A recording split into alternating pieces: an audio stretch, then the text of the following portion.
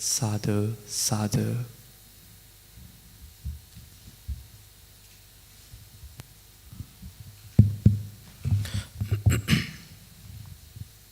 All right. So, before starting our Dhamma Sermon and Dhamma session, let's all together pay homage to the Supreme Buddha and let's go for refuge to the triple gems. Please keep your palms together and say with me, Sadhu, Sadhu, Sadhu. Namo tassa bhagavato arahato samma sambuddhassa. Namo tassa bhagavato arahato samma sambuddhassa. Namo tassa bhagavato arahato samma sambuddhassa. Buddhaṃ saranam gacchāmi, Dhammaṃ saranam gacchāmi, Sanghaṃ saranam gacchāmi. Dutiyampi buddhaṃ saranam gacchāmi, Dutiyampi dhammaṃ saranam gacchāmi, Dutiyampi sanghaṃ saranam gacchāmi, Tatiyampi buddhaṃ saranam gacchāmi, Tatiyampi dhammaṃ saranam gacchāmi, Tatiyampi sanghaṃ saranam gacchāmi. Sadhu, sadhu. To observe Panchasila, the 5 precepts, repeat after me. Panatipata veramani sikkhapadang samadhiyami.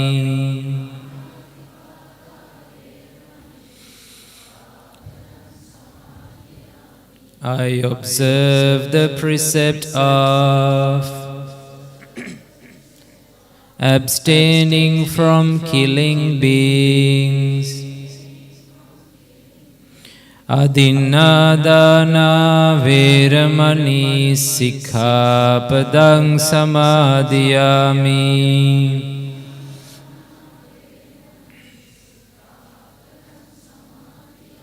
I observe the precept of abstaining from stealing. Kāmesu micchāchārā veramani sikkhapadang samadhiyami.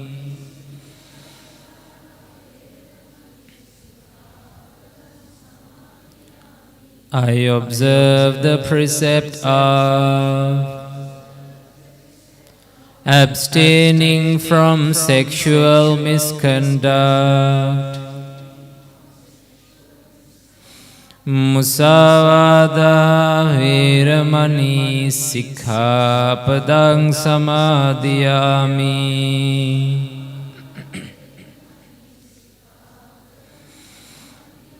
I observe the precept of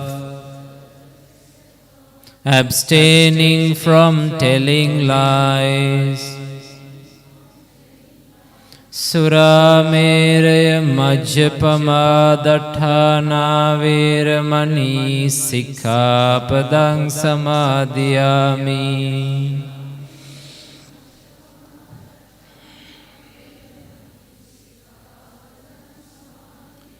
I observe the precept of abstaining from taking intoxicating drinks and drugs. I observe these precepts for happiness in this life,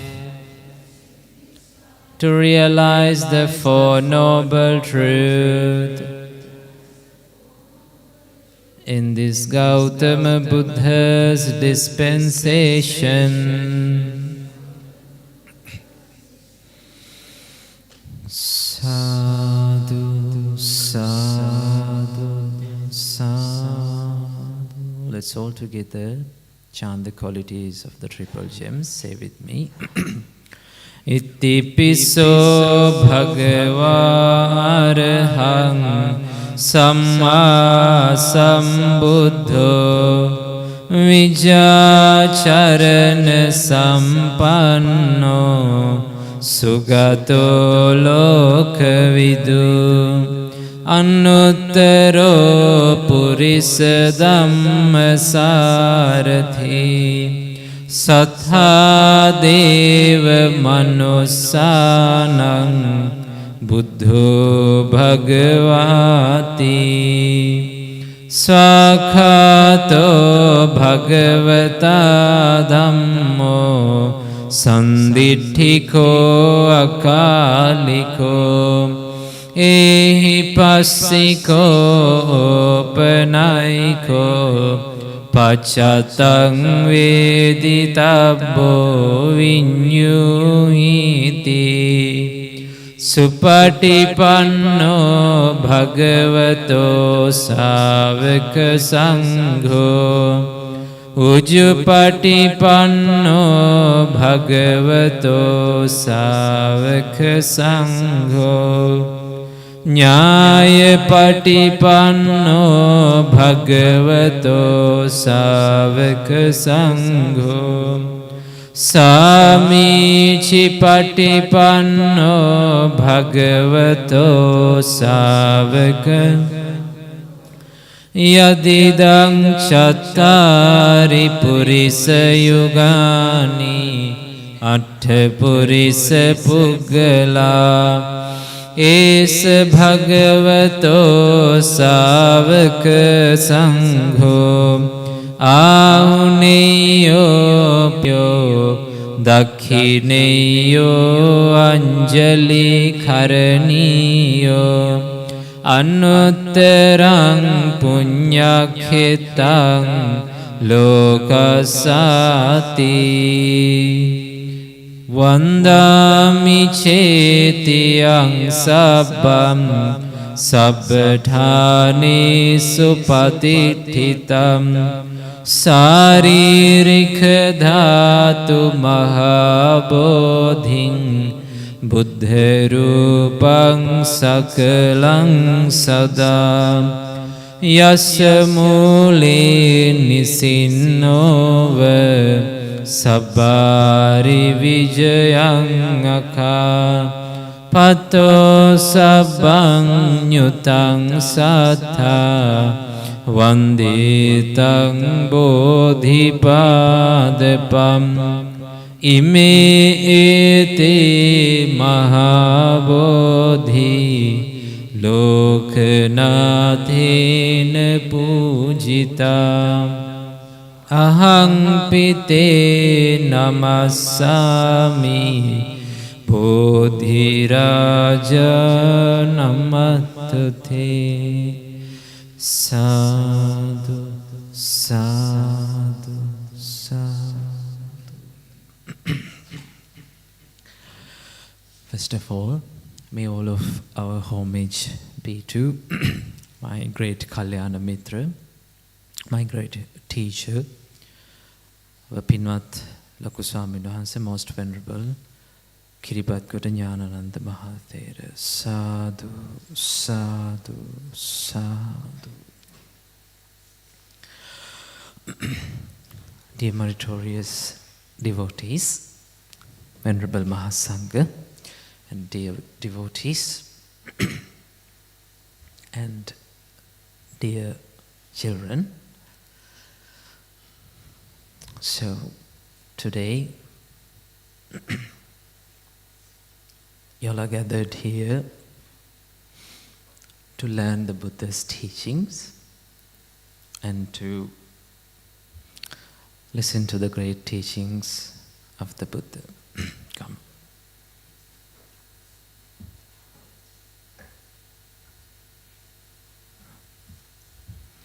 Right. So, when it comes to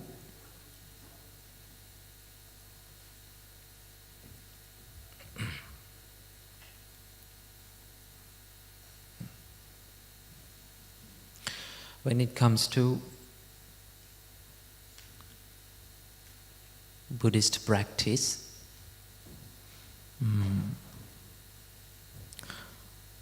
most of the time we listen to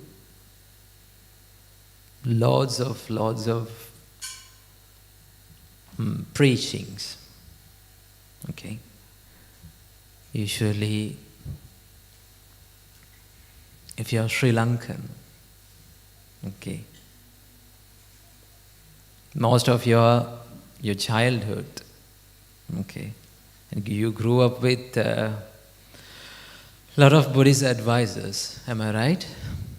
Yes. You grew up with a lot of bana, in a sense. We call it bana. So, as Buddhists, we listen to a lot of sermons, Buddhist advices.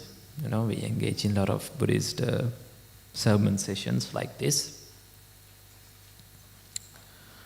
But when it comes to practical side of the Buddha's teachings, we are so much far away from what we listen. Okay. For a long time, we have been listening to the Buddha's teachings, but if you just reflect upon our lives, we and the things that we listen, do you feel like, is it closer to what we listen? We are closer to what we listen, or just a little bit far away? What do you think? Sometimes we feel like we're a little bit away from what we listen. And it's not that easy to practice. Okay? To feel if something is easy or difficult, or to understand if something is easy or difficult, first one must practice it. Okay? If not, no one understands whether it is easy or difficult. So that is why the Buddha's teachings I should put into practice. Not only listen, okay, not just reading, okay, not just sit down here and just listen, but to practice. Start to practice. We can't start the practice from the things that we talk or from the things that we listen. Okay. We have to start very, very simple things. Okay. Very, very tiny practices that doesn't seem like that relate to that end goal of Buddhism. Okay. I don't like to call it as an end goal, but just to say it, what's the end goal of the Buddha's teachings? The nirvana, okay? The extinguishment, okay? Enlightenment is another real, not that appropriate to the nirvana, The best example for the nirvana is extinguishment.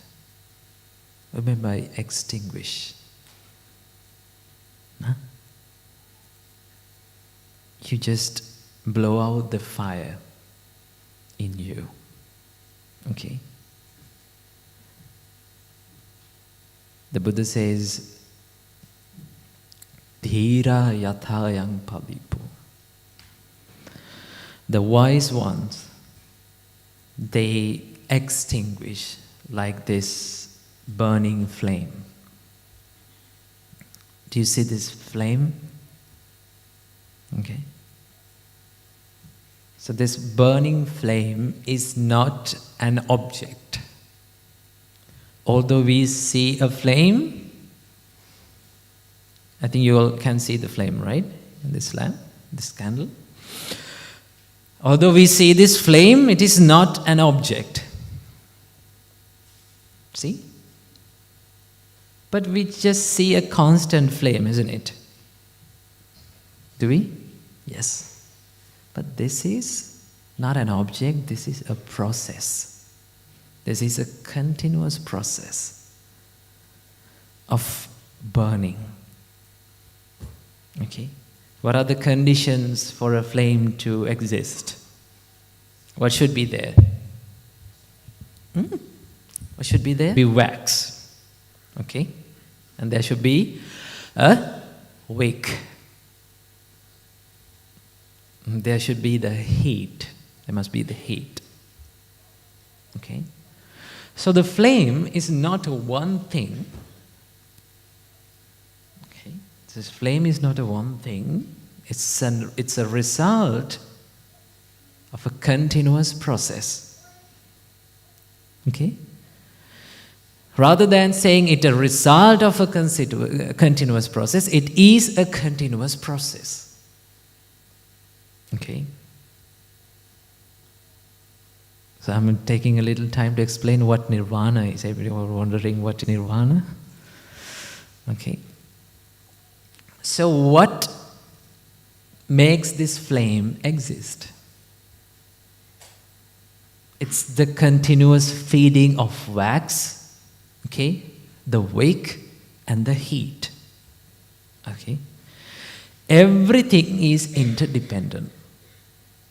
The heat is depend on wax, okay, and the wick, so that the flame is there.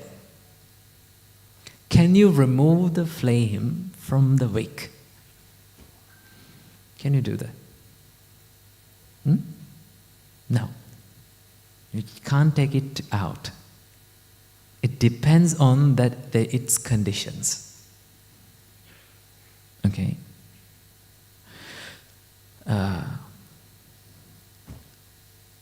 What if I remove the wax that is feeding into this flame? What will happen to the flame? Let's say the flame, like it is burning, and after some time, the wax is finished. What will happen? It will just extinguish. No? What if I remove the wick? Will the flame exist? No. So that you can't say that there is a flame without these conditions. The wax, the wick, the heat and everything. So a flame exists with a continuous process. Okay? Enlightenment means removing what causes this flame. Okay? Not this flame, the flame that is inside. Okay? So, what if I remove and I just blow out the flame? Now I have an answer. I have a question, not an answer. First. If I just extinguish or I just blow out this flame, where did the flame go?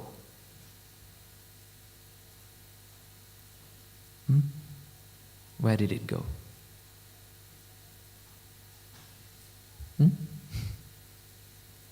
Just think. Where did it go? Hello? Wake up. It went nowhere. Right? It went nowhere. Only thing that you can say is that the process ended. The process that feeds the flame ended, so that the flame doesn't exist anymore. Okay. Same goes with the nirvana. So once one attains nirvana, we'll see all these words are not suitable words for the nirvana to explain, but you have to use it. Once one attains nirvana,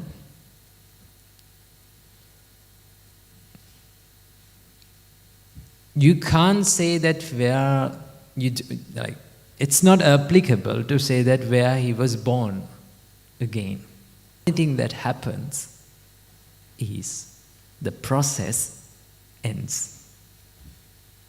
Okay? The continuous process of this life. Okay? The continuous feeding of the ignorance, the hatred, right? The lust. These are the fires that are burning inside our life, our mind, isn't it? Yes. Anger, that's a fire.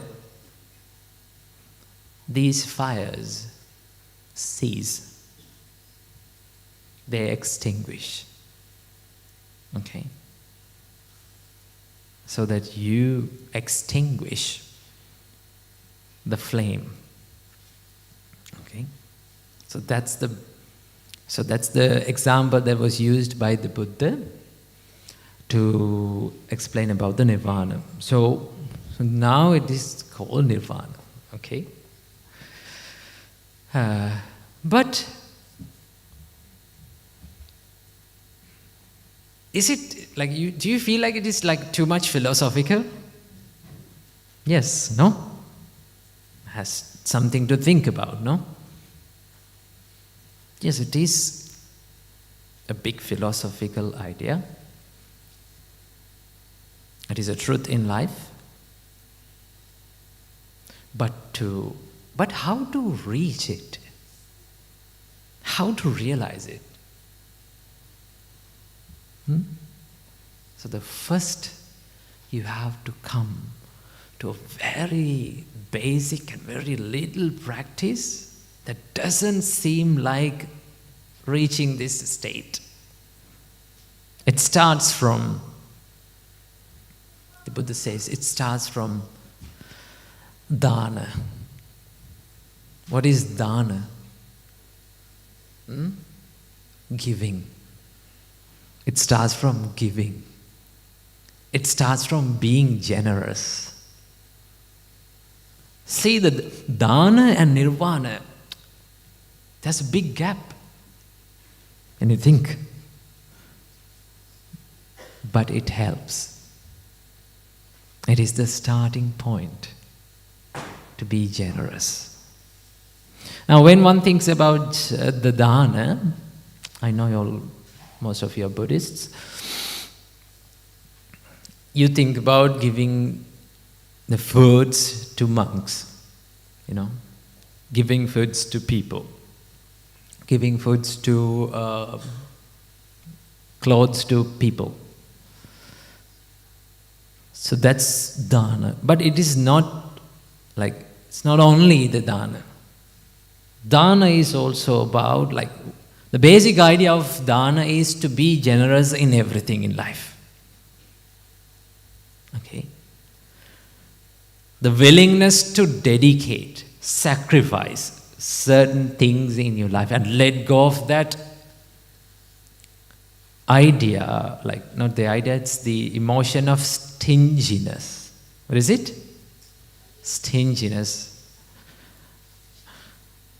When you feel stingy, there's a voice in your head that talks to you. Okay? Are there voices in your head that talks to you? Huh? Yes. Commands you to do certain things. No? Sometimes complains about to you, why did I do that? No? That's the voice.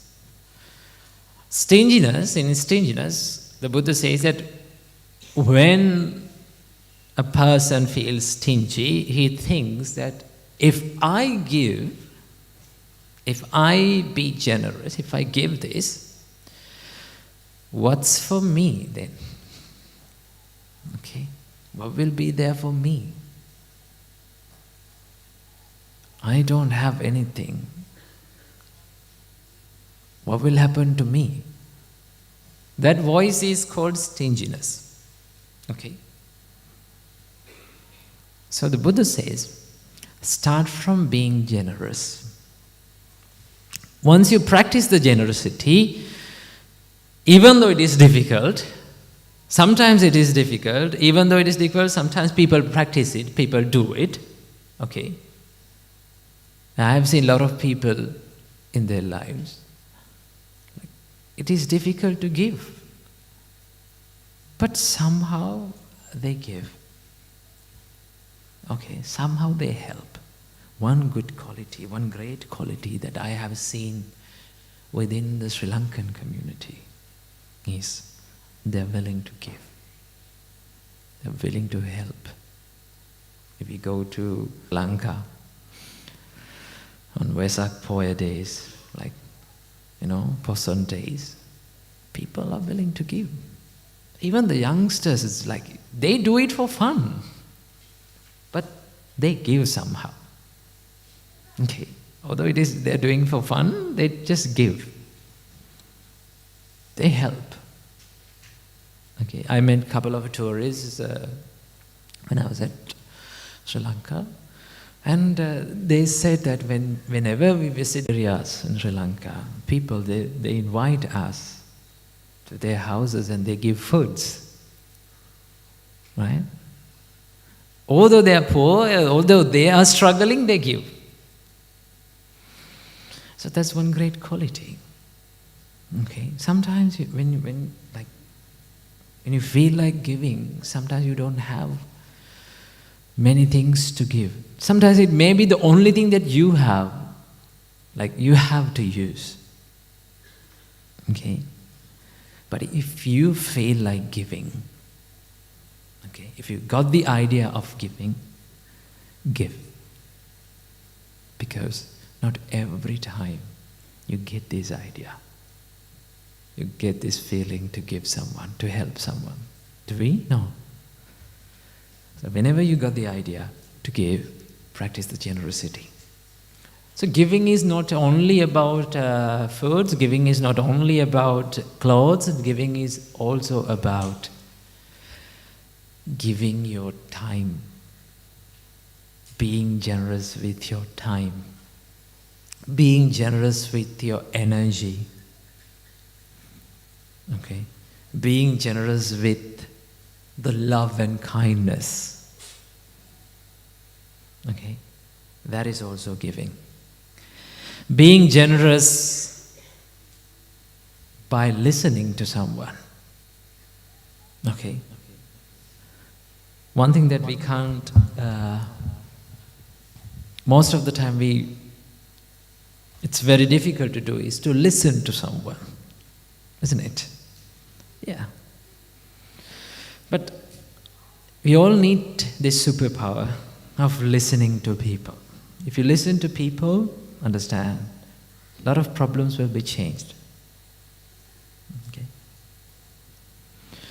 If you can listen to people, same like you listen to your Spotify playlist. Okay. You guys listen to songs, a lot. You're very eager and you feel that emotion and you're just into it, no? Why can't we listen like in the same way that we listen to the Spotify playlist, in the same way to the others? Okay. So when you listen to someone without, sometimes you don't need to give advices. Sometimes you don't need to give instructions to them. People go through problems and difficulties, and when they say it to you, but we try to give advices. We try to talk, but not to listen. Okay, can help someone is by listening,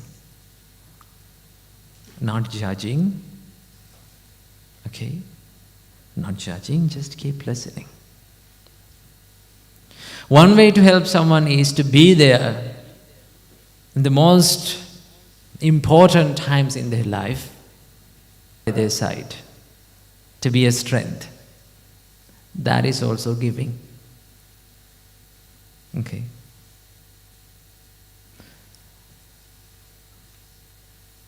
When you cook for your family members, your children, your husband, your wife, you cook now?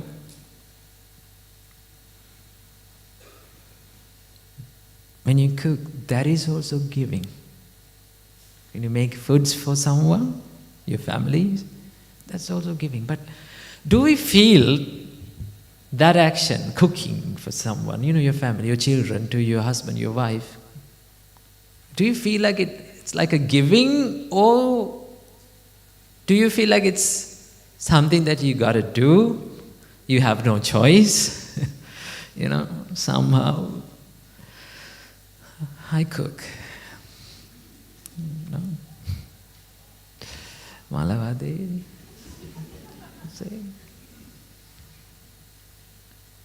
But if you think that this is me practicing, whenever you cook, think that this is me practicing dana, being generous with my time, being generous with my energy. Okay? And that way you build up a quality called generosity. Always remember, the qualities that you build up, they are the habits that you build up in your life. Okay? Qualities are nothing but the habits. Okay? The habits that you do have inside. When you practice or when you build up that quality or the habit of generosity, it builds an energy. That energy can be radiated. That energy can be transferred. That energy can make changes in others' life. I'll tell you the example that Buddha gave for the kindness. Okay? The Buddha says, Mata yatani yang putang ayusa eka putta manuraki. Okay? Same like a mother who has only one child. Okay? That mother loves that only child life. Is there only child in the family? Please raise your hand. If you are the only child. Good. Okay. You know how your parents love you, no? Their world is you. Okay. And sometimes love can come in different ways, okay? Love doesn't come always in the present words. Okay? Like pleasing and heartwarming words as well. This is for children. Kids, always remember, no matter how big you are, you will be always kids for your parents. Okay? They don't care at all. Okay? Just a kid. Okay? They don't care that you have the best profession in this world. They don't care. Okay? Just you're a kid. And they will always keep advising you, lecturing you, That's parents. That's who they are. Okay? It's me. I don't preach for my parents. I preach for a lot of people, but I don't preach for my parents. You know, sometimes I do visit my parents and I just start preaching. I find myself like I am listening to them, like their advices, their preachings. Okay? They don't care. They listen to other monks' sermons, but for me, they don't care. Okay, so the love is so different. Okay, love doesn't mean always the pleasing and heartwarming words. Sometimes it is taking difficult decisions, rough decisions, on behalf of someone's betterment, on behalf of someone's happiness. Okay. So we be generous most of the time during the day. You do a lot of generous things, but we don't think about them. You cook, you clean, you wash their clothes, but you don't you don't think that it is. Once you start to think that this is me practicing the generosity, the things become more interesting. The things that you do, like daily things that you think like, oh, like what a problem this is. To wash clothes, to wash dishes, to clean the house. See, if you think about them in the correct way, you can enjoy that doing. Okay? So that is called dana. Dana, or giving, or generosity, makes a person to understand someone's suffering. Okay. It gives you the ability to understand someone's pain. It gives you the ability to be gentle. Okay. Not rough or not tough. Okay. If you want to be a gentleman, what do you want to do? Be a gentleman, the gentle man. Okay, a man who has gentle qualities, not rough, not tough. That's what makes you a gentleman and a gentlewoman. Okay. So practice dana, or giving, being generous. You make a lot of friends. The Buddha says that to make friends, you have to be generous. Okay? If you want to make friends, if you want to make good friends, be generous. And you will make friends around you. Okay? So the friends and the people that we associate has a bigger impact in all of our lives. Isn't it? Yes. People who are around us, people who we associate, has a huge impact to your life in a good way. It can be in a good way, it can be in a bad way. They say that you are the average of 5 people who you closely associate. Who you are is 5 people, the 5 people that are around you, whom you closely associate. You are the average of them. Now just look who you associate closely, the 5 people. Just look at them and see that, do you also have their characteristics? Things that they do, things that they say, things that they think. See, we are influenced by the people around us. Sometimes the people around you, the association around you, can be toxic. difficult, so that your growth, maturity, or what do you call this, emotional growth will slow down.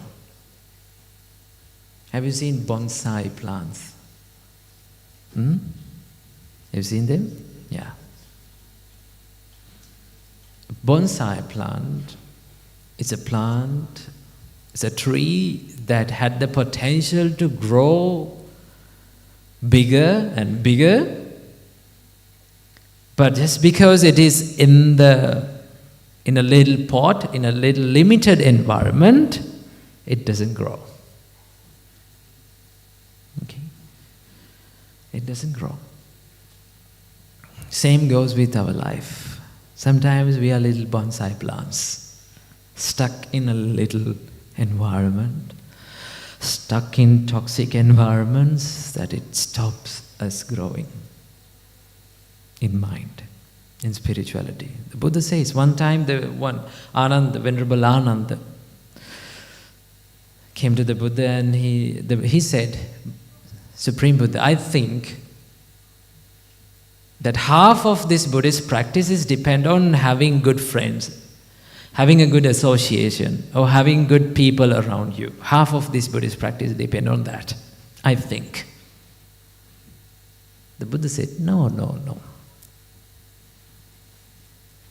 The fullest Buddhist practice, the whole Buddhist practice, is depend on having good friends. Okay. So understand that it's really important to have good people around you. It's really important to have good friends. Friends that can uplift you. Friends that can inspire you. Friends or people that can understand you and guide you. Now I know what's in your mind. I'll read your mind now. Okay? You say, I don't have such people around me. People around me are toxic. How can I have you? It's very easy for you to say, to have good friends, but it's difficult practically. I know. It is difficult. In some parts of our life, we all have lived in toxic environments. You know? It's not only you that lived in a toxic environment or living in a toxic environment. We all have lived. That's a common experience that we have, like many of us have gone through. Right or wrong? That's correct. Sometimes we don't get the environment that we want. Sometimes we don't get the environment that we like. Okay? Sometimes we don't get the parents that we like, that we want. Okay? Things can be toxic. Sometimes you don't get the friends that you like and that you want. Okay? Sometimes you don't get the siblings that you want, children. Are they annoying? Huh? Siblings are meant to be annoying. Okay? The meaning of sibling is called annoying. Yeah. There's not a single sibling is not annoying. Okay? Not giving you a difficult time. There will be. Somehow. Somehow they'll find a way to give you a difficult time. But it's okay. Okay, siblings are siblings. Same like your parents will be parents to you. Okay, siblings will be always siblings. They will always say mean stuff to you. Okay. Only thing that you have to do is, it's okay you have little fights in your house, you know. You fight over silly things. No. Sometimes you do. That's life. That's what siblings are doing, But it's not the fight. It's okay that you fight. But you have to be there when one of your siblings want your help. You should not run away from that. Okay? It's about the love that you give, the care, the help that you give when they need. You may fight over the silly thing, But it's about showing up when they want. Okay? That's also one kind of giving. Okay? So understand that. Sometimes you don't get the environment that you like. In sometimes toxic environments, difficult situations. There's something like a bonsai tree. What if that bonsai tree, just one root, just one tiny root to get connected with the ground, to the earth. Still it grows in the little pot, the limited environment, but if just one root got connected with the earth, the tree starts to grow. You only need just one good friend, just one. Just to change your life. You don't need much. You can't have many. Okay? No matter wherever you go, there will be toxic environments, toxic people around you. Okay? Otherwise you have to go to moon to live. If you're on earth, then there will be toxic people. But okay. It's okay to live with different kind of people. People have different ideas. If we are ready to learn from them, that toxic environment can be turned into a great lesson in life. Okay? That is why I always say thank you for the bad people in your life, people who gave you hard times, difficult times, people who hurt you. Say thank you for them. Why? They are the teachers of patience. No? They are the teachers how they teach you how to deal with an angry person, how to deal with a toxic person. Give experiences, you learn from them. Okay? And also they made you who you are today. Okay? Today, if you know how to deal with someone like that, that means the people who gave you the difficult times, they made you who you are today. Okay? So understand that sometimes we don't get the connection or we don't get the environment. It depends on our karma. Okay? Karma has a big effect on life. That depends on that. So understand about it. But you only need just one connection. Okay? It's called a noble friend. In Buddhism, we call them noble friends. Kalyana Mitra. Who is a noble friend? Noble friend doesn't baby you. Okay? They don't baby you. That means they don't say like really good stuff to you. Okay? But they show you the path, correct path. Sometimes it can come in different ways. different words, but they show you the path. You only need one person's guidance, one good person's guidance. I think all of us in this room have the ability to be connected or to get connected with a good friend. Okay.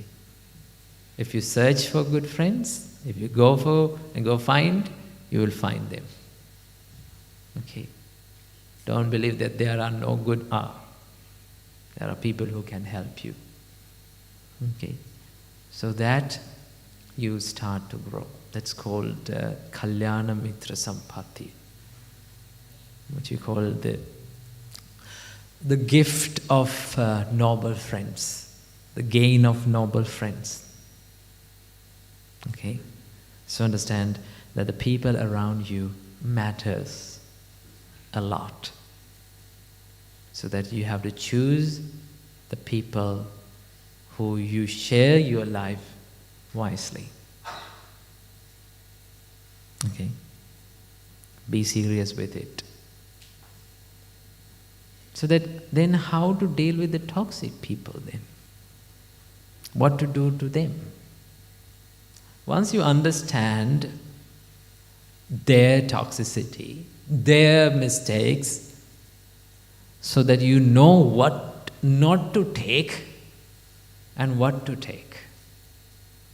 All it takes is understanding about who they are. Okay, their nature. So that you are not being influenced by those qualities. A lot of children came these 2-3 days, and they talked with me, and the one thing that they said is like, I messed up in certain places in my life because I had some bad friends. Okay. Not only kids, but also the adults as well. Okay. So be serious about who you associate and who you share your life. Understood? Okay. That's a little speech that I need to give this evening. So now, let's take a little time to practice a little bit of meditation. Okay? So I please invite you to be comfortable with your seat. I know it is not comfortable, but be comfortable. Okay? Just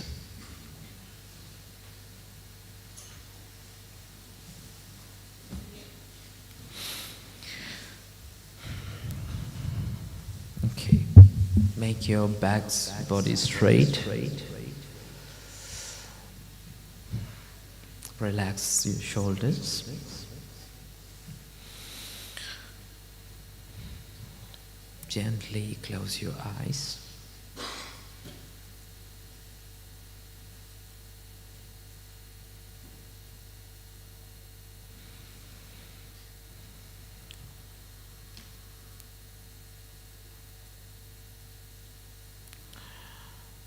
So now let's take next few minutes to bring our mind to be mindful about the breath.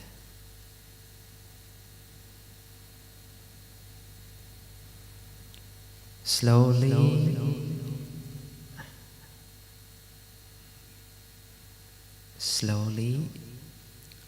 breathe in, and I need you to fill your lungs.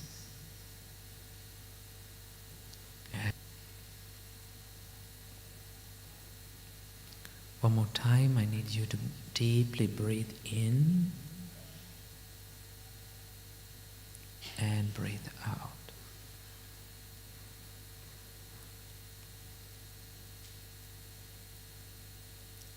Again, breathe in and breathe out. Okay. Time to relaxedly breathe in and breathe out.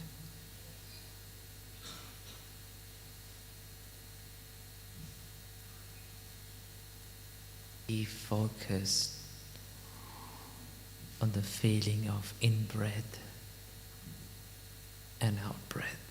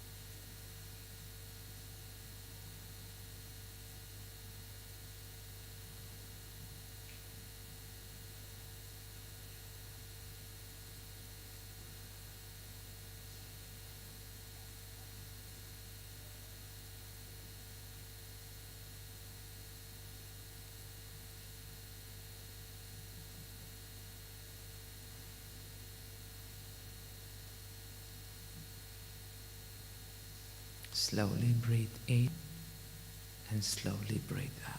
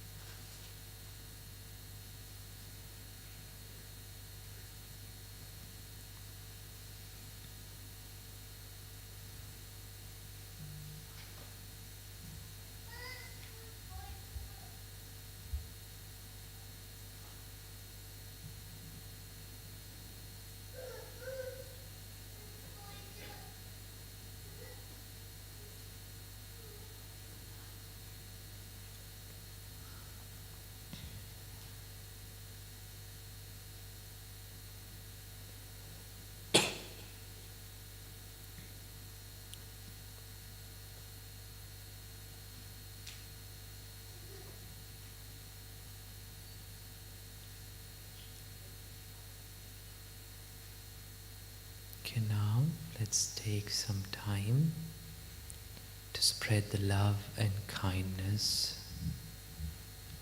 and wish the love and kindness to this. As you hear my voice, repeat what I say in your mind.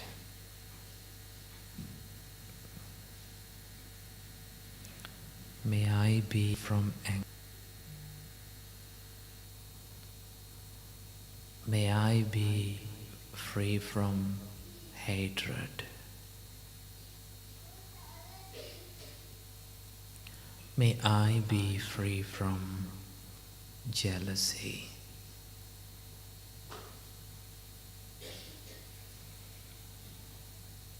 May I be free from physical suffering.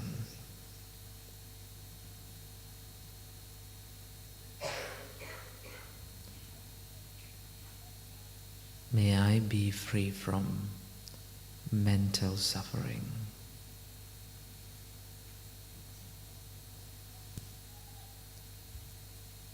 May I be well and happy. May I live in peace.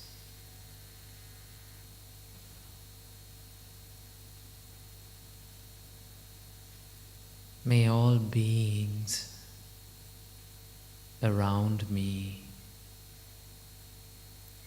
be free from anger. May they be free from hatred. May they be free from jealousy. May they be well and happy.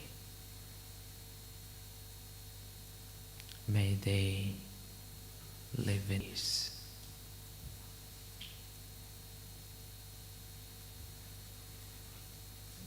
May all beings in this city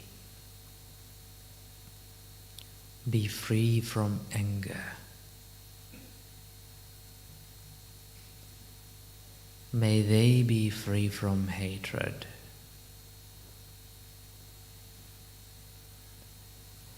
May they be free from jealousy. May they live in peace. May they be well and happy.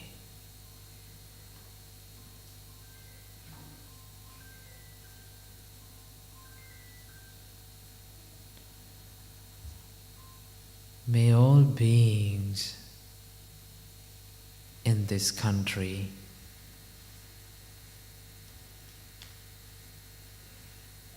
be free from anger. May they be free from hatred. May they be free from jealousy. May they be well and happy. May they live in peace.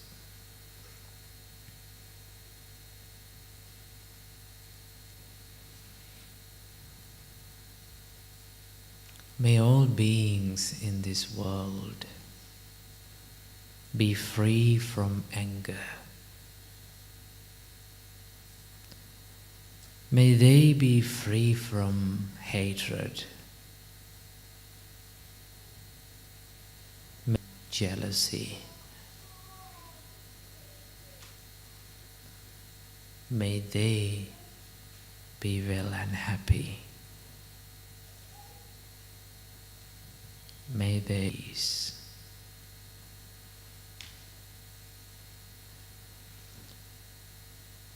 May all beings in this universe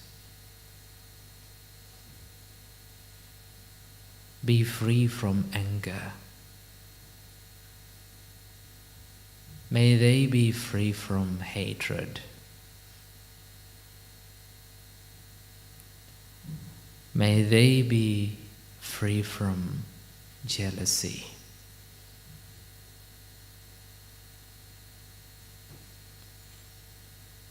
May they be well and happy.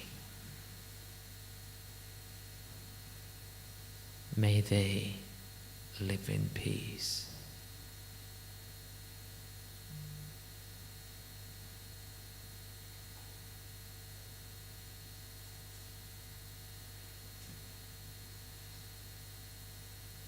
May all beings be well and happy. May all beings live in peace.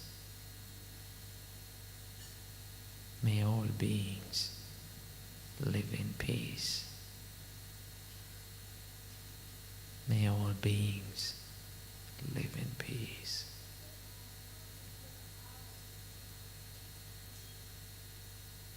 Slowly take your palms and keep your palms right in front of your heart in a prayer position.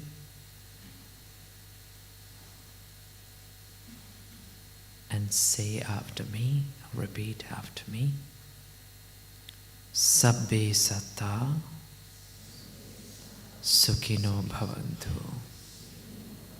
Sabbe satta sukhino bhavantu. Sabbe satta sukhino bhavantu. May all beings live in peace. May all beings live happily. May all beings live happily. Sadhu, sadhu, sadhu. All right.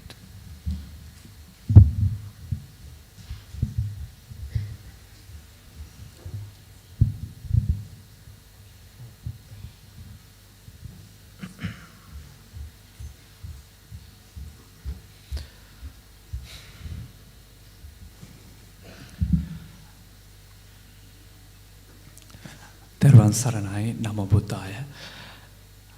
Can we all acknowledge our Venerable Thero's efforts to enlighten us with Buddha teachings? He has been propagating Buddha teachings over the past couple of weeks in Australia, in Melbourne. He'll be going to Sydney to propagate Buddha teachings to the Buddhist and the non-Buddhist communities in Sydney. So I've personally had the privilege to listen to his Buddha teachings, and as we all know, his teachings have been circulated around the internet, and you may have come across at least one or two. So we would like to take this opportunity to pay our gratitude to our Venerable Mahindasiri Thero for his efforts this afternoon, and also in the past couple of weeks, and also in the future, for propagating Buddha teachings amongst the Buddhist and non-Buddhist communities. So let's take a minute to pay our gratitude and say thank you to Venerable Mahindasiri Thero. Sadhu, sadhu, sadhu. Now we'll be opening the floor for questions and answers. So if you can see the QR code up here, so please feel free to scan the QR code so you can ask your questions. So our monk will be getting the questions, and he'll be answering the questions. So feel free to scan the QR code, and if you have any questions, also feel free to raise your hands. We're happy to facilitate that as well. Venerable Thero, may I please ask your permission to open the floor for questions? Thank you. All right. We have a couple of questions online and with the papers as well. So let's take some time to clarify.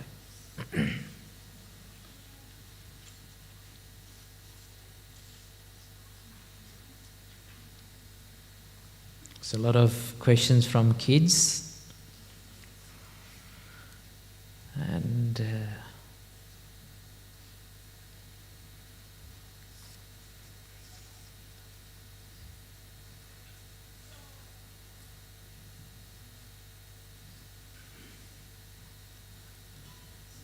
I think the adults, do they have questions? Or the questions you can't say? No?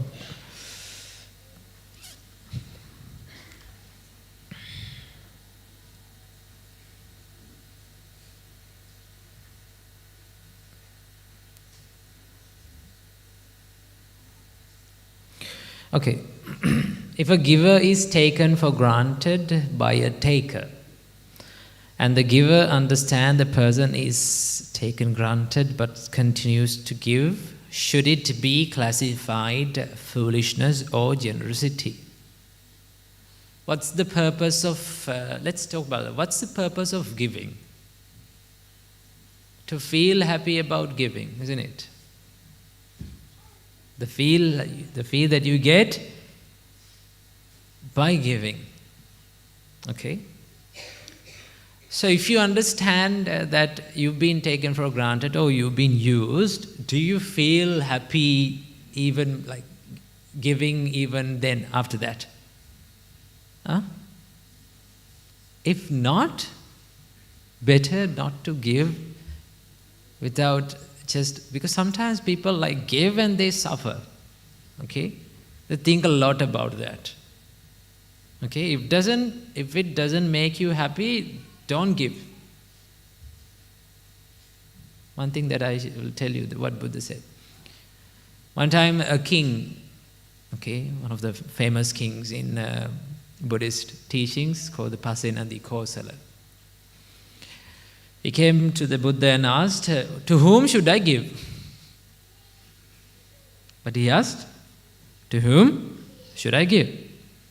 The Buddha said, give to whomever that you feel happy after giving. Okay?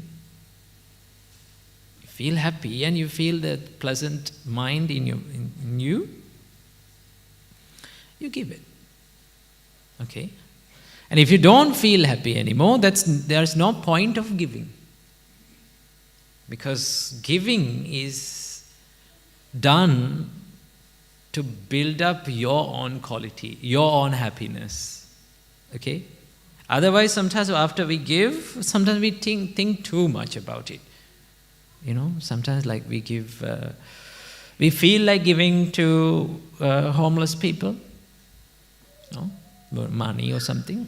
And sometimes you think, how are they going to use it? Will they spend it to drugs? You don't know, you can't do anything about it, no? How they use that, what you gave, is their duty. If you feel like giving it and if you feel happy about giving it, then you should give. Okay? And if you feel like you've been taken for granted, or if you feel like if you are being used by them, then better not to. Okay? That's what you have to understand. How is living in the temple like? Good question. Okay. It's like a roller coaster across a beautiful scenery, like land. Okay. Surrounding is so peaceful and it helps, but inside you have a roller coaster. No? For a monk, they are not much dealing with the materials, like material wealth. They don't do that. They are dealing with their emotions by disciplining them. Anger, lust, ignorance, these things are problems for them. For some people, anger, lust is not a big problem or not a big deal. No? But for a monk, they deal with that. So monks are at war with their mind. Okay? The other was, you can see the enemy. Okay? But here, in this war, you can't see. Okay? So it's difficult, but it's beautiful. One way to describe monkshood is difficult, but beautiful, wonderful, interesting. Okay? So, how is living temple like is not easy, but beautiful, nice. Because there's a wonderful community around you who are like-minded people. Okay? We as monks, brothers, we call them as brothers. Like we are like living in a family, we help each other. And sometimes disagreements happen. People are different, no? They have different ideas, they have different way of life, different ways of thinking. Even sometimes we have different, like, disagreements. Sometimes, like, some things may happen, like we get criticized. Okay? Sometimes hurtful situations are there.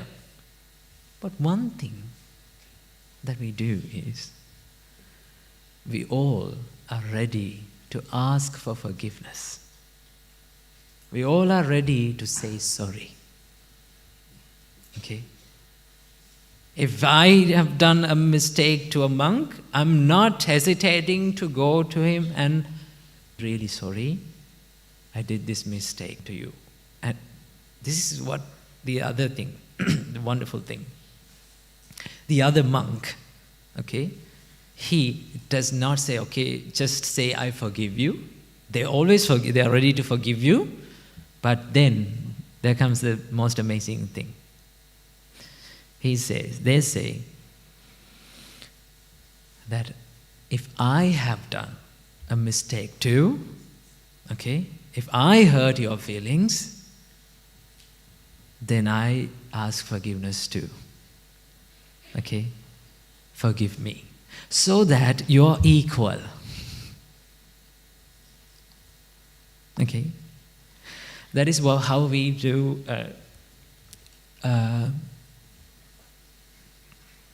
how we deal with problems. But it's quite amazing to live in a monk's community because their ideas are so different and so beautiful. Okay? They help each other, we help each other, we care for each other. Sometimes I go, in Sri Lanka sometimes I sermons, like sometimes I get busy. I come to the monastery maybe sometimes at midnight. I find little drinks like fruit juices, toffees, chocolates on my table. That other monks, my brothers, they have kept it for me. Okay, say, okay, you feel very, they don't say anything to you. They don't say that I kept this for you or I did this for you. No, no one knows. I don't know who kept it, but I know that. Okay. Thing that I experience that I have in my life. Even when I come here, all the other monks are elder to me. Okay. But they take care of me. And they care for, if you need anything, please tell us. That's love, that's compassion. Even though I am a junior monk, they are caring for me. Okay? It's amazing in the temple. Okay? Make your house a temple.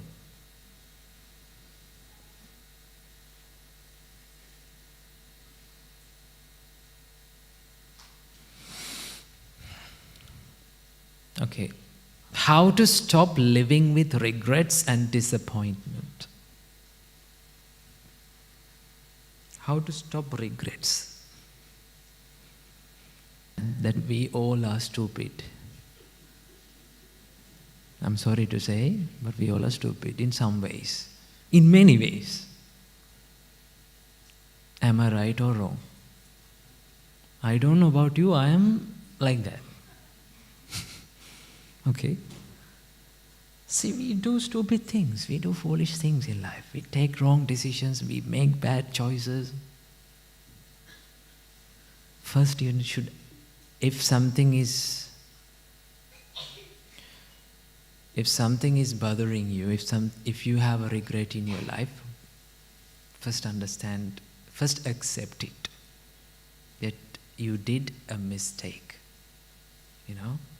You did a mistake and you made a bad choice and I am stupid. Okay? Once you accept only, you start to heal.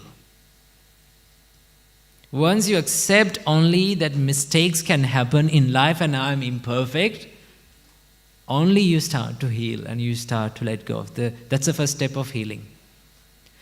If not, you pretend to be smart and you pretend to be very good and nothing has happened. The more you touch it, the worse it gets. Right? The more you keep remembering about the problem, the regret, and like lay down on the bed and look at the ceiling and wonder what will happen, wonder what happened, no?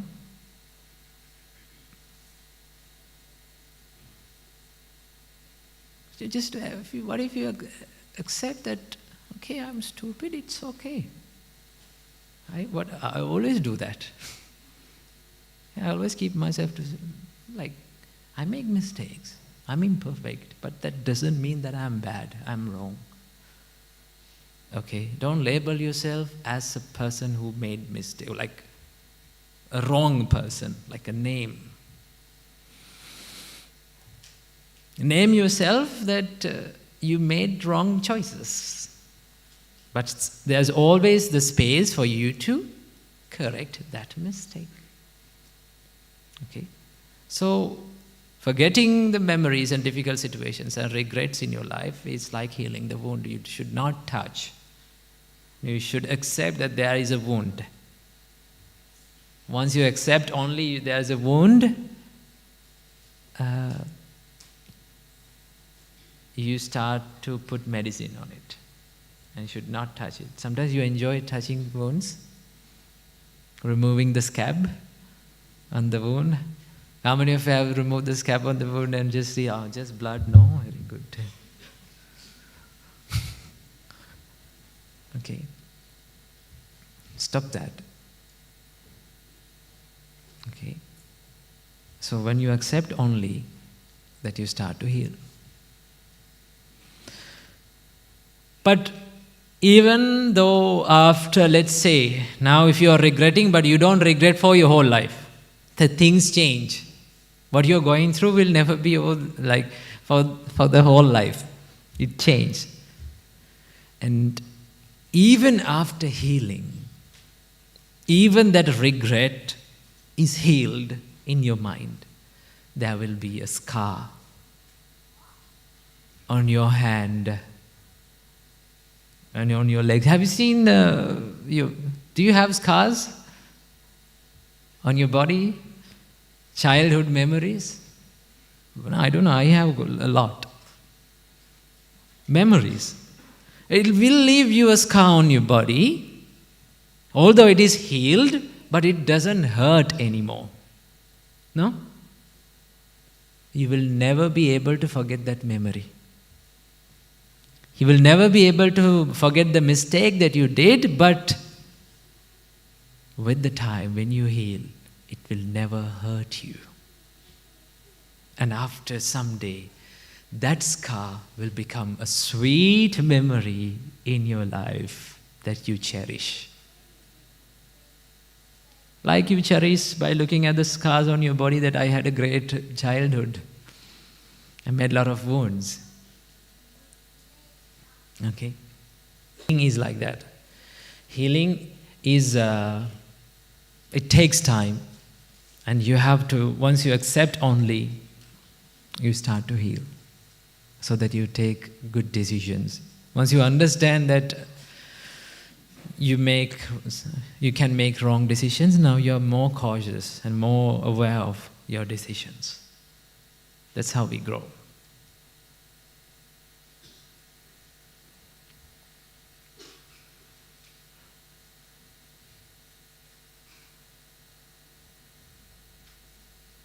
How do I regain motivation to do this? You don't need motivation. You only need a system of practice. No one needs motivation. You just need 1% of motivation is enough. Okay? Inspiration. But you have to find a way to do certain things, even in the spirituality, as a routine, as a daily practice, a system, a discipline. Okay? If you're motivated, today I can motivate you here, and when you go out, I'm super excited to do things. I'm super excited to meditate. Next day, what happened? You be the same person. No? We hardly change. People hardly change. Okay? Do you think that after this sermon your whole life will change? No. You'll be the same old guy. Being angry, being sad, worrying, overthinking. It doesn't change overnight. It takes time. And it takes little practices, little things that you do, little changes you make in your lifestyle to keep going. Okay? So find a way that you can discipline your thoughts and discipline your work so that you're on the path. Okay? If you're motivated, today you work, tomorrow you don't. Okay? But if you're disciplined, today you work, tomorrow also you work, and you know how to work every single day and what to work and what to do. That is discipline. Okay? So you only need 1% of motivation and 99% of discipline. Okay? Good. Do Buddhism and science have correlations? Buddhism and science run in two different ways. Okay? In science we find, science also trying to find the truth, investigating to try and find the truth of this life. But they think that the truth is outside, so we have to go and find. That's why they reach planets, or they reach different planets, you know. They search for the night, the sky, different constellations or certain stuff, and they just search for that. Okay, they split the atom, they made nuclear power because they try to find this truth from outside. Okay? But it doesn't say that science is wrong. Okay? A lot of people say, oh, science is wrong, Buddhism is right. No, science is right. It's correct. That's for the outer world. Science is to find the truth from the outer world. Okay, Buddhism, Buddha's teachings, is to find the truth inside, here, in you. Okay? Because that is the last place that we check whether there is. In other times in life, we are so busy with the things outside, isn't it? Yeah.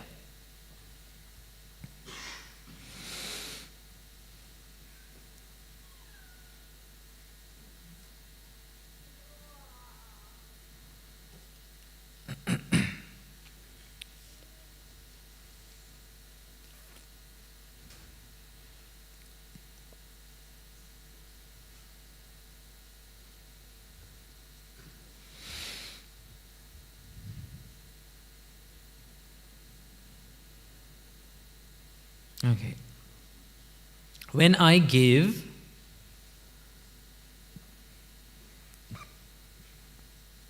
in the background of my mind, humanly, I expect something in return. Okay, when you give, you expect something in return. At least something in my favor. How to avoid it?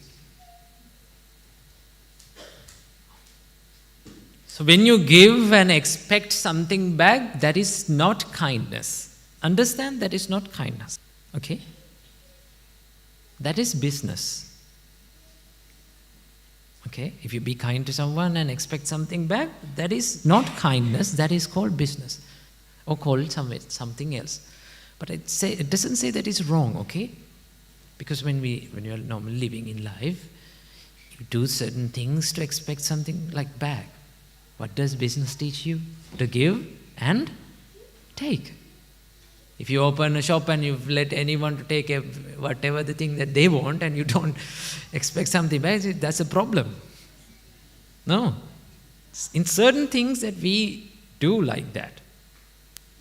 But if you really, the real kindness, okay, the real kindness is not expecting.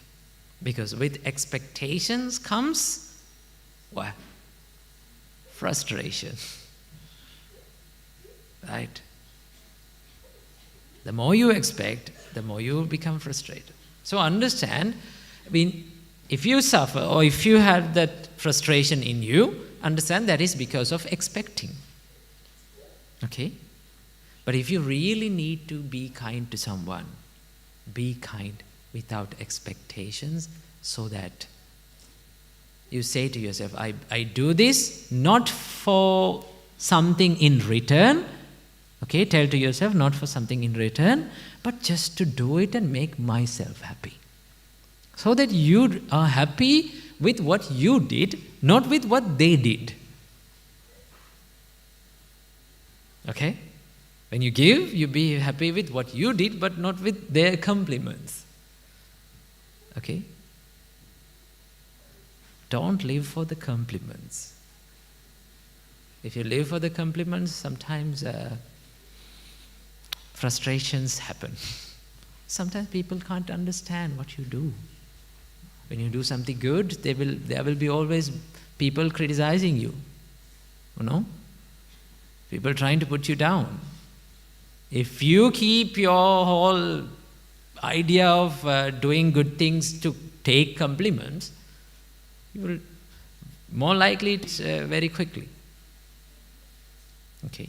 If you need to keep going and if you need to keep doing what a good thing to you, this world, should not stop. If it is a good thing, you should not stop just because people not understanding you.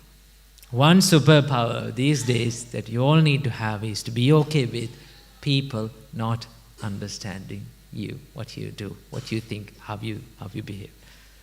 Okay? How do you become a monk? Will your parents like it? Huh? Take the permission from the parents and hear. Don't be a monk just to be a monk. Okay? Be a monk with a good reason. Okay? With a personal reason, I need to practice Buddhist path. So that you have a different goal than just being a monk. Because if you be a monk and just be, after becoming a monk, the mission completed. So then what to do? No? So that's why. Take a good time to think about it. And just genuinely ask from yourself, why do I become a monk? To stay away from taxes? Okay. Now you find a way, no?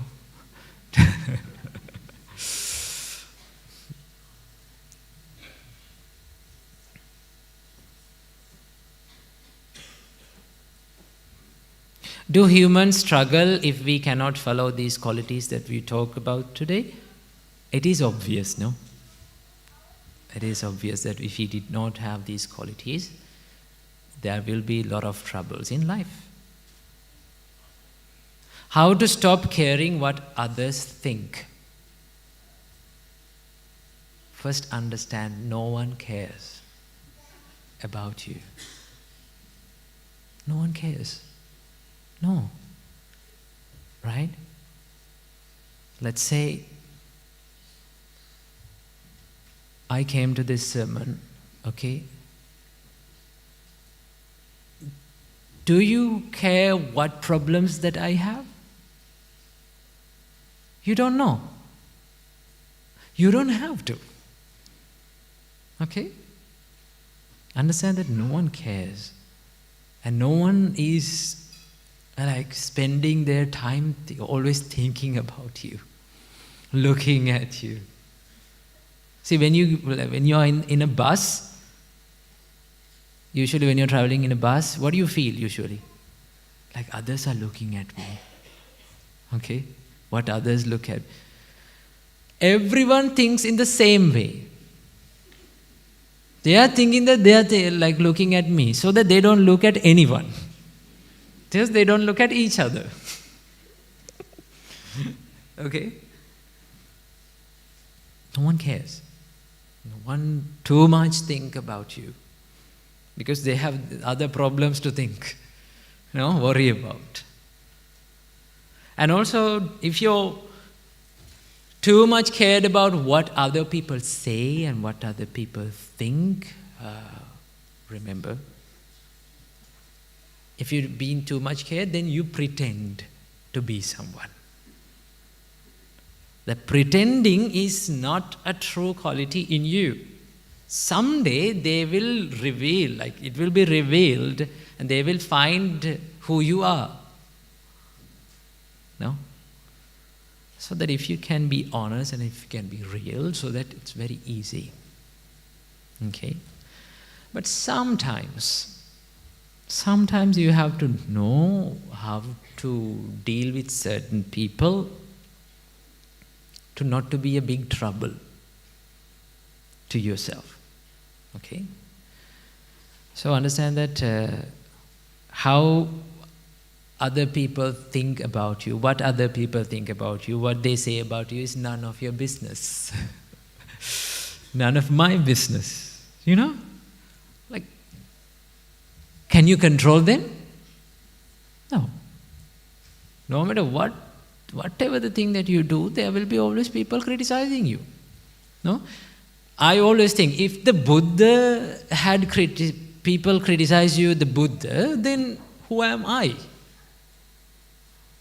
You know, if the Buddha had people who are hating to him, so I don't want, there's nothing to talk about me.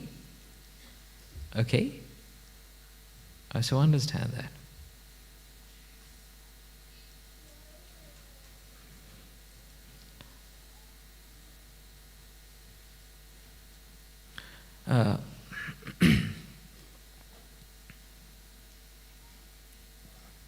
Just get one answer. I'm sorry that I could not answer. There's not much time to answer all the questions. So I take some questions that are very relevant to you.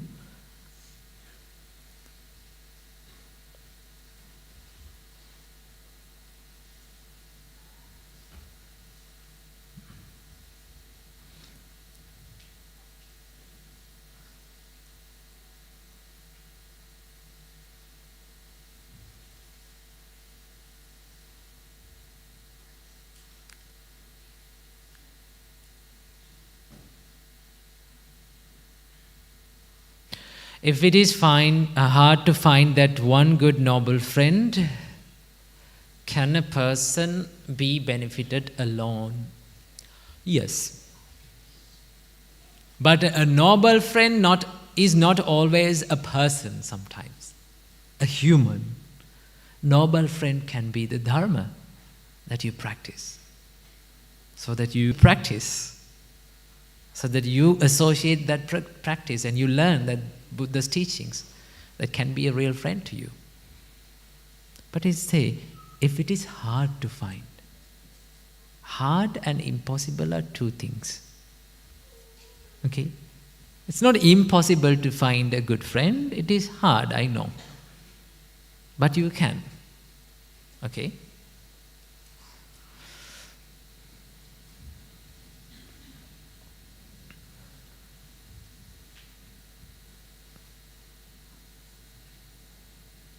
What are some non-negotiable practices I must do in my day-to-day life?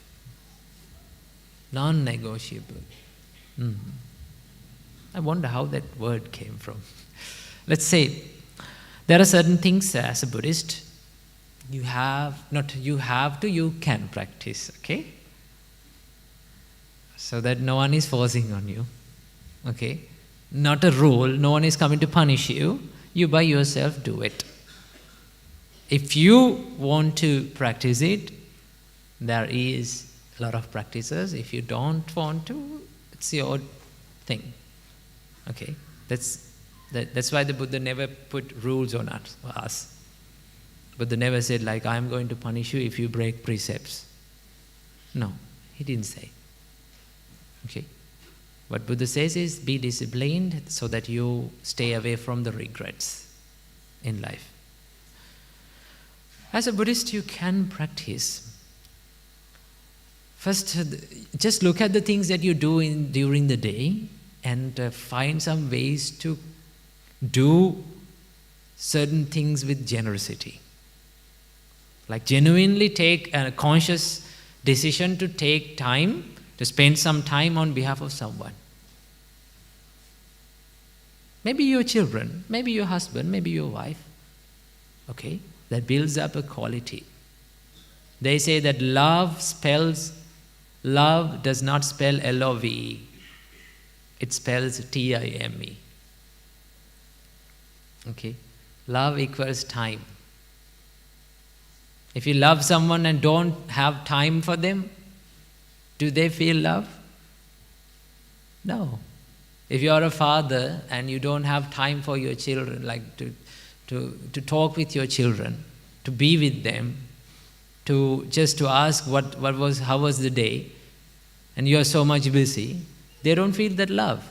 You may provide a lot of money and foods and clothes, and you think like, I give you all these things, and why don't they love me? See, materials can't give you love.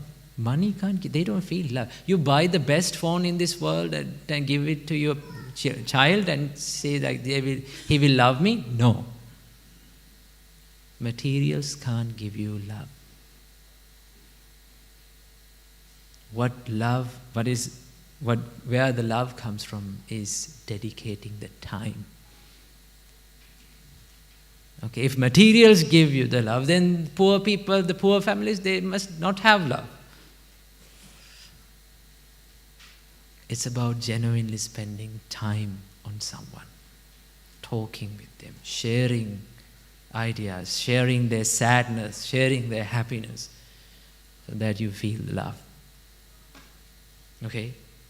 So love, if you love someone, spend time.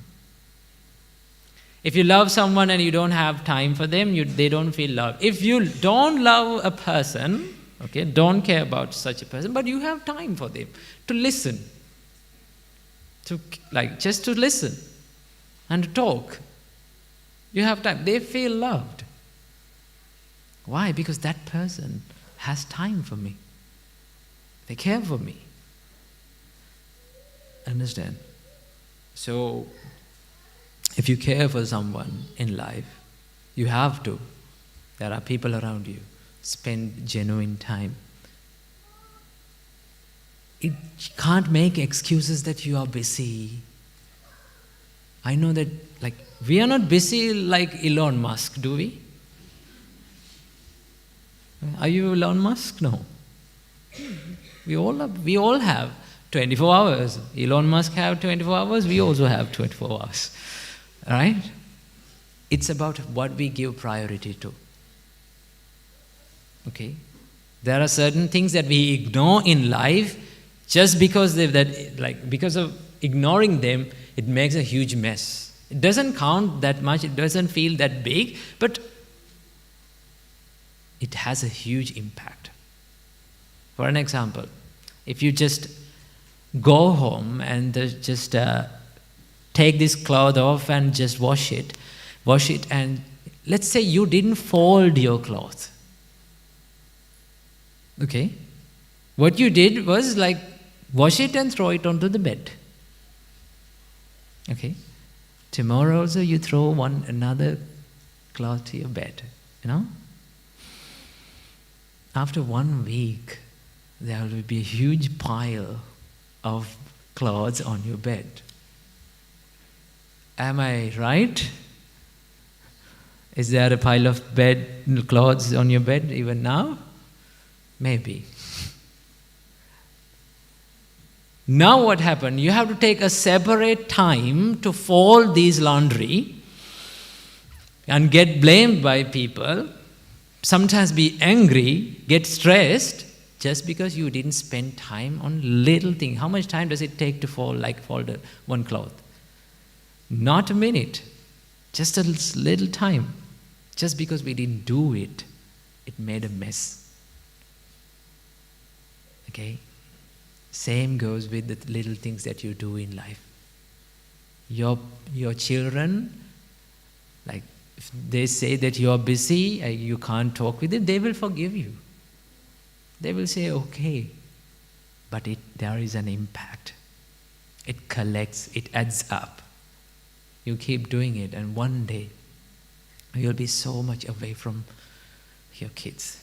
Someday you'll be too much late. Okay? So understand, no matter how busy you are, it's about your life and it's about your priorities that you give to. Okay? So understand that we all have a very limited time on this earth. Okay? We don't live forever.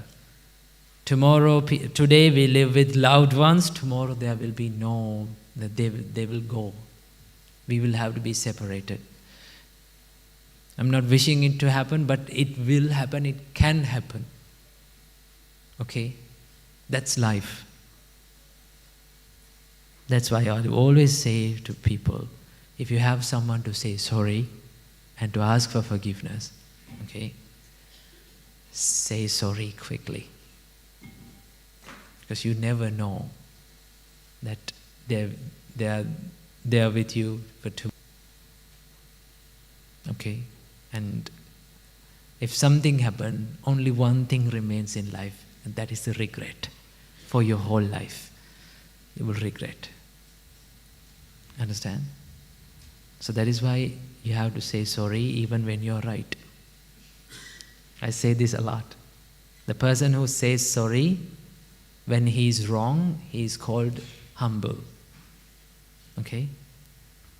The person who says sorry when wrong is called humble.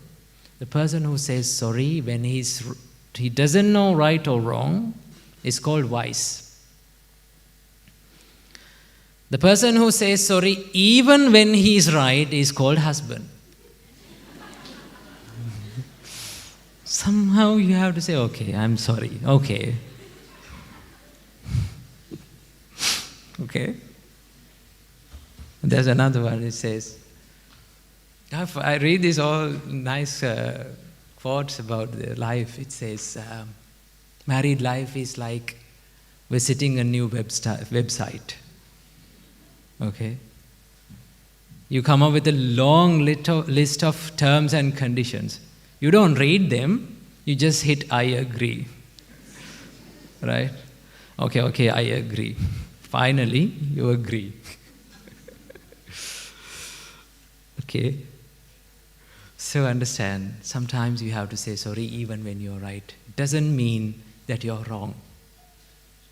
Okay? It doesn't mean that you're wrong. It means you value that person than being right. You care for that relationship than being a right person. Okay? So, these are the little things that I like to share with you today. So I wish you all, may all of your lives, by the power of the Buddha, great blessings of the Buddha, Dhamma and Sangha, and with the great blessings of the Mahasangha who came to this sermon today, and with the power of the great merits that we collected in our lives, may all of you be well and happy. May all of you live long. May all of you live a happy life. May all of you be able to realize the Four Noble Truths in this Gautam Buddha's dispensation. Sadhu, sadhu, sadhu.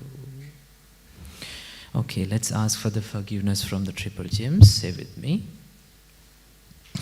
Kayena vacha chittena pamadena maya katang achayang kamami bhanti bhuripanya tathagata.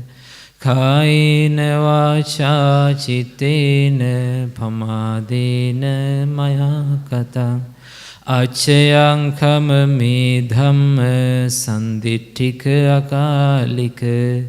Kayena vacha chittena pamadena maya katam achayang kamami sangha supatipanna anuttara. Sadhu, sadhu, sadhu. Mahasangha is blessing to you. අභිවාදන සීලිස්ස නිච්ඡං වද්ධාපචායිනෝ චතරෝ ධම්මා වඩ්ඩන්ති ආයුවන්නෝ සුඛං බලං ආයුරාරෝග්‍ය සම්පatti සග්ග සම්පatti මේවච අතෝ නිබ්බාන සම්පatti ඉමිනාතේ සමිජ්ජතු.